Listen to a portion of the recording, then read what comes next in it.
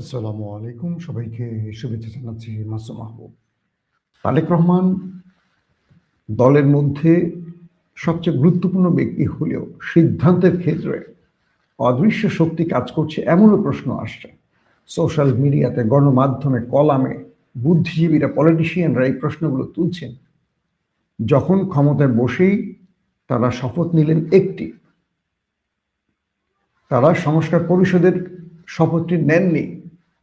তারা জুলাইকে বলছেন এটি গণভোট টনভোট কিচ্ছু নেই সংবিধান, এখন এসে বলছেন। দুদিন আগে যারা এই সংস্কার কমিশনের বৈঠকের পর বৈঠক করেছেন, বৈঠকের পর বৈঠক করেছেন, সব বিষয় একমত হয়েছে, হঠাৎ করে তারা এসে আমির খসরু বলছেন এইসব ভোকাস, সংস্কার মহাশয় এগুলো সব ভোকাস, এগুলি কোনো সংবিধানে নেই, এগুলো কোনো ভিত্তি নেই। তার মানে আমরা বুঝতেছি পর্দার অন্তরালে কেউ খেলছে। কারা খেলছে, কি খেলছে আপনারা জানেন? দুটো বিষয়। বিএনপিকে যে ডিপি স্টেট 2/3 মেজরিটি দিয়েছে জামাতের আসন কেড়ে নিয়ে, এটা কিন্তু আমরা সবাই জানি, কেউ বলুক আর না বলুক। এবং আমি বলেছিলাম যে ডিপি স্টেট জামাতের কাছ থেকে 50টি আসন কেড়ে নেবে। জামাত 53টি আসন নিয়ে প্রশ্ন তুলেছে, এর মধ্যে 32টিতে পুনর্গণনার আবেদনও করেছে।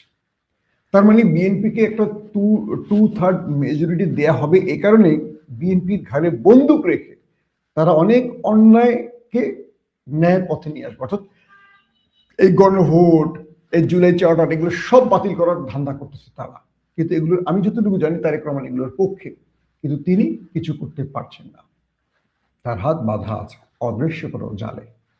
আমার মনে হচ্ছে, আমি জানি না আপনাদের কি মনে হচ্ছে, যে তারেক রহমান লন্ডনে বসে প্রতিটি বক্তব্য দিয়েছেন মানুষের পরিবর্তনে, মানুষের ভাগ্যের পরিবর্তনে। তিনি রাষ্ট্রের যে সংস্কারগুলো চেয়েছেন, আজকে তিনি সেটার পক্ষে দাঁড়াবেন না, এটা আমি মানতে পারি না। কেন যেন মনে হয় তিনি এখন কারো হাতের পুতুল হয়ে গেছে।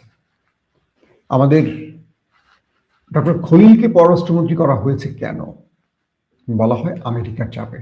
কারণ খলিল ডিপ স্টেটের লোক, তিনি ভালো লোক, মেধাবী লোক, কতটুকু দেশপ্রেমিক আমি জানি না, কিন্তু তিনি আমেরিকার চয়েস।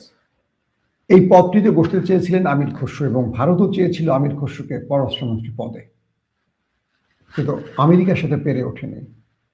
আবার দেখেন, আমাদের প্রধানমন্ত্রী মানে তারেক রহমানের পররাষ্ট্র বিষয়ক উপদেষ্টা করা হয়েছে আমাদের খুব কাছের বন্ধু মানুষ হুমায়ুন ভাইকে। আমরা লন্ডনে এক টিমে কাজ করতাম। তো হুমায়ুন ভাই, তিনি কিন্তু দেশপ্রেমিক এবং বুদ্ধিমান লোক। দীর্ঘ প্রায় 1-1.5 যুগ তারেক রহমানের পররাষ্ট্র অ্যাডভাইজার হিসাবে কাজ করেছেন হুমায়ুন ভাই, এবং এর আগে তিনি লন্ডনের একজন জনপ্রিয় মেয়রের অ্যাডভাইজার হিসাবে কাজ করেছিলেন। তিনি থাকেন লন্ডনে, এখন তিনি দেশে আছেন এবং পররাষ্ট্র উপদেষ্টা হিসেবে কাজ করছেন। যে কজন ব্যক্তি বিএনপির ভারত ঘেঁষা বা ভারতের আদর্শ পুষ্ট বলা হচ্ছে, এদের অধিকাংশই মন্ত্রিত্ব পেয়েছে। যারা চীন ঘেঁষা, অনেকে বাদ পড়েছে। কারণটা কি? এগুলো এখন আলোচনা আসবে, প্রমাণ না। বিএনপিকে এই উত্তরগুলো দিতে হবে। কারণ একটা বিষয় বলে রাখি, ভারত জিয়া পরিবারকে বিশ্বাস করে না, জিয়া পরিবার ভারতকে বিশ্বাস করে না। তারেক রহমান, যার বাবা মারা গেছে, যার মাকে স্লো পয়জনিং করে হত্যা করা হয়েছে, কারাগারে রাখা হয়েছে, যার কোমর ভেঙেছে, তিনি কখনো আওয়ামী লীগকে ক্ষমা করতে পারেন না, তিনি কখনো ভারতকে ক্ষমা করতে পারেন না। কিন্তু যখন দেখবেন এক্ষেত্রে বিএনপি একটু দুর্বল বা বিএনপি এক্ষেত্রে একটু ভিন্ন পথে হাঁটছে, তখনই বুঝবেন অদৃশ্যের খেলা। কারণ যারা এই ক্ষমতার মসনদ তৈরি করেছে, যারা 2/3 মেজরিটি এনে দিয়েছেন জাল ভোট কারচুপি করে, ইঞ্জিনিয়ারিং করে, তারা এই বিএনপিকে দিয়ে ভিন্ন কিছু করাতে চায়, আর সেটা জনগণের বিরুদ্ধে চলে যাবে। এতে করে আমি মনে করি বিএনপিকে আওয়ামী লীগের পথে নিয়ে যাচ্ছে।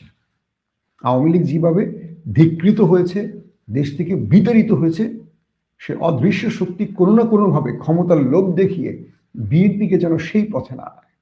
এটা আমাদের ভালোবাসার দল। এই কথাগুলো বলি কেন জানেন? যখন দেখি জনগণ তাদের সিদ্ধান্তগুলো মেনে নিতে পারছে না।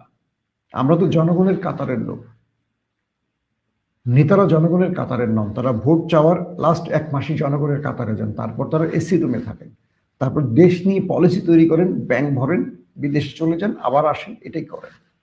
আমরা যারা কথা বলি প্রতিদিন কয়েক হাজার কমেন্ট পাই, এটাই জনগণ। আমরা মাঠে যাই, এটাই জনগণ, তারা বলে এই সিদ্ধান্ত সঠিক না ব্যাঠিক। তা আমার কাছে মনে হচ্ছে যে এই মুহূর্তে বিএনপিকে সিদ্ধান্ত নিতে হবে। তাদেরকে ধ্বংস করে দেওয়ার আগে শেষ আলোটা জ্বালিয়ে দিল কিনা ডিপ স্টেট, অর্থাৎ ক্ষমতায় বসিয়েই যেন বিএনপিকে শেষ করা যায়, এই পলিসিটা তারা নিল কিনা। জনপ্রিয় লোকগুলোকে, দেশপ্রেমিক লোকগুলোকে মন্ত্রিত্ব না দিয়ে ভারত ঘেঁষা লোকগুলোকে মন্ত্রিত্ব দেওয়ার অর্থ পজিটিভ হতে পারে না। পর্দার অন্তরালে ডিপ স্টেট তারেক রহমানকে নিয়ে খেলছে কিনা সেটা বুঝতে হবে।